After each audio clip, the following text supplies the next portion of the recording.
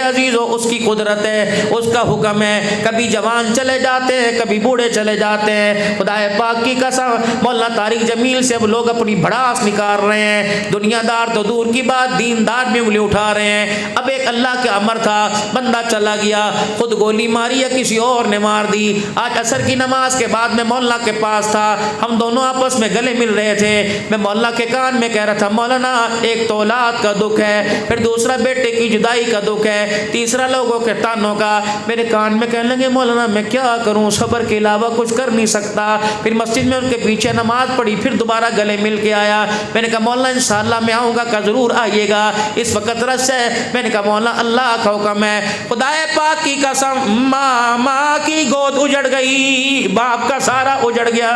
لیکن میں نے اپنے اللہ اکبر موبائلوں پہ فالوور بڑھانے شروع کر دیے، کمنٹس لینا شروع کر دیے، ہمارے چینل کو لائک کریں، ہم تمہیں بتائیں گے بیٹا کیسے مرا۔ خدا کی قسم وہ تو پہلے مر گیا، مغرب کی نماز پڑھائی، سنتیں اس نے بیٹھ کے پڑھی، اس سے تو جھکا بھی نہیں جا رہا تھا، اور وہ رو رو کے کہہ رہا تھا دعا کرو پتر پیو دے جنازے اٹھان، کوئی پیو پتر دا جنازہ کوئی نہ اٹھاوے۔ میرے عزیزو اللہ اکبر، میں نے بڑے بڑے پہلوانوں کو دیکھا، جب بچے کا جنازہ کندھے پہ اٹھتا ہے باپ کی کمر کا تو ٹوٹا ٹکڑا پہلے ہی ٹوٹ جاتا ہے۔ میرے پیارو خدا کے واسطے ہم تو اس نبی کی امتی ہیں جو پردے اچھالنے نہیں آیا، پردے ڈالنے کے لیے آیا ہے، اور مرنے کے بعد بھی شرابی زانی کو لوگ کہتے ہیں نا یار بس مر گیا، وہ برا نہیں کہنا، یہ تو دینداروں کا بیٹا تھا،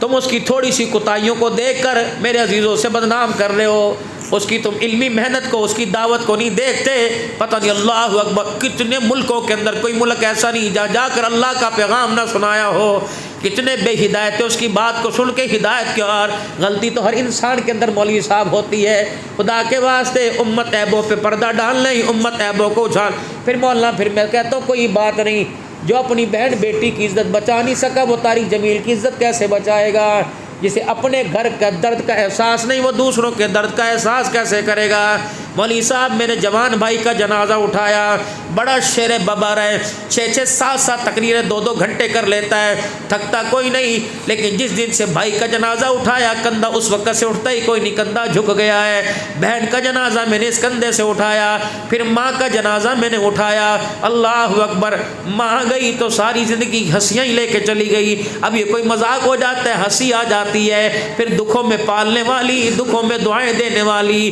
میرے عزیزو اللہ اکبر، سردی گرمی کی پرواہ کیے بغیر بچوں کو سنبھالنے والی اس ماں کو کہتے ہیں ٹھنڈیاں چھاواں، وہ ماں ٹھنڈیاں چھاواں، اور اس ماں کو جس کو بچوں کے نام ہی نہیں پتا وہ ٹھنڈی چھاؤں کہاں سے بنے گی؟